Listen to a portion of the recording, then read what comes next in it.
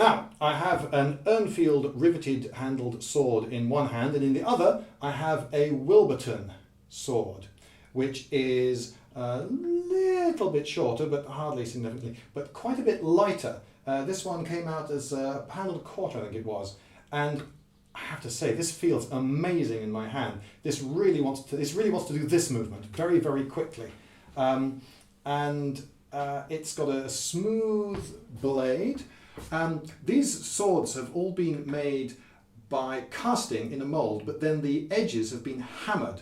That has two effects. One, it gets them ready for sharpening, but also it makes them harder, but unfortunately also a little bit brittler. So even though Bronze Age swords were cast, the characteristic of the metal is not uniform all the way through. Much like later swords, you have the harder, brittler edge, which keeps its sharpness, and the softer core. So these are not metallurgically primitive. You notice that this weapon is tanged. Yes, they finally got round to putting tangs on these swords, and it has a ricasso, and with my finger up on the guard there, for one thing, that I've got more room for my hand, because I only need to put 3 fingers on the rest of the hilt, because they're quite small hilts. But another thing, I've just got that little bit more control over the blade. And naturally, rather than sitting at that angle in my hand, it sits pointing forwards at my foe. This is a style developed in Britain, so far as we know, and this was more common on the continent. And it seems that the later ones may have started their development in Ireland and then moved from west to east throughout Europe and north to south. Now, if you talk to Greek archaeologists and classicists, they will tell you that pretty much everything came from Greece and then went outward from there to the rest of the world, and the rest of the world was presumably tremendously grateful. Actually, archaeological evidence points the other way, and that a lot of advanced swords are turning up in the north and west and gradually make their way to Greece. So, that's one in the eye for the classicists.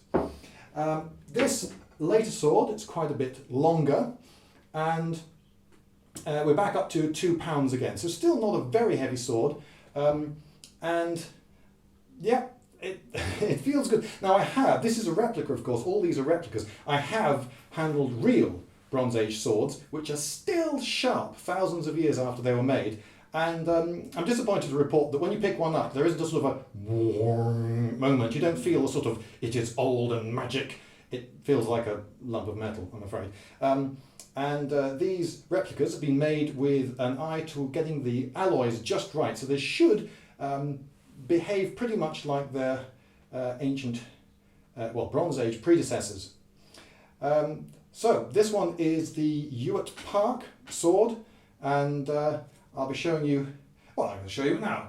This one is I'm going to get this wrong, Gundlingen sword. Was that right, Nick? Gundlingen, yes. Yes. That's it. I'm just not familiar with saying that word. I've probably seen it written down, but I don't think it's ever actually passed my lips. This one, as you see, hasn't got its handle on it yet, and it's flipping uncomfortable to hold. As the name suggests, it was named after a site in Germany, but these possibly also originated in the British Isles and moved from west to east. Again, a little bit longer, smooth blade, and the balance of it at the moment is definitely a little bit more towards the tip. So I get getting a more of a cutty feel from this, but still you wouldn't want to be on the wrong end of the pointy bit. Later again, we have this fellow, and you notice that the leaf blade shape has started to disappear now, and we have pretty much parallel edges.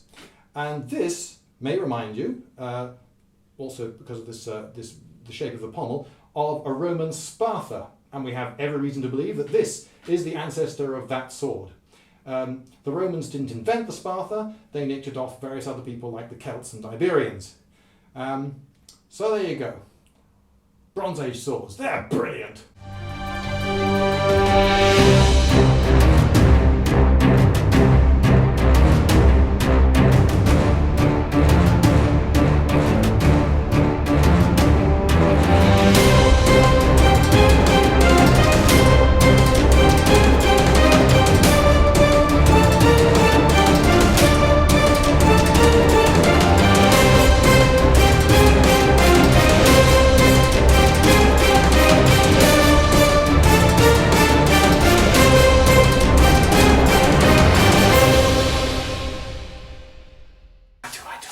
Oh, that's lovely. Yeah. That's gorgeous.